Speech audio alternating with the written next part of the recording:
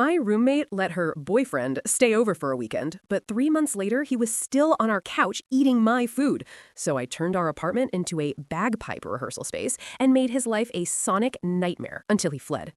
If you've ever had a squatter roommate, you know the slow burn rage that comes with it. My roommate, Sarah, asked if her boyfriend, Jax, could stay for 2 nights while his apartment was being painted.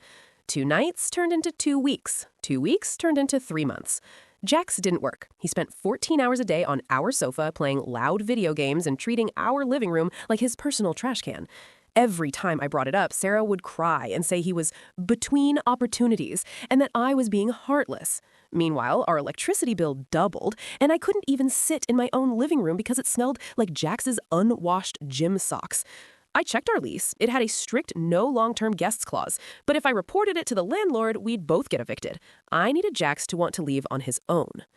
I found out Jax was a wannabe music producer who worked late at night and slept until 2 p.m. He needed absolute silence to create.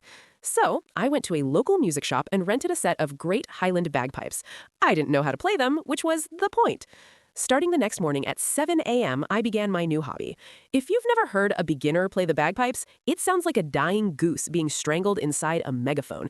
It is physically painful to listen to. Jax stormed out of the living room, bleary-eyed and screaming that he couldn't sleep or mix his tracks.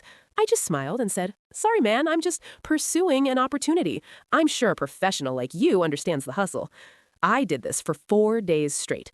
I wore industrial earplugs. He had nothing.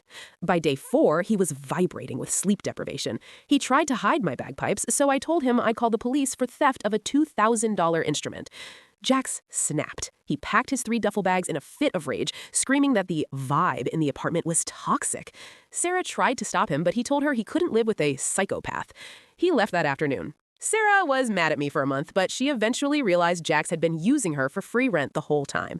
She finally apologized when she saw the first utility bill after he left. It was $150 cheaper. I returned the bagpipes, kept the earplugs, and I've never enjoyed silence more in my life.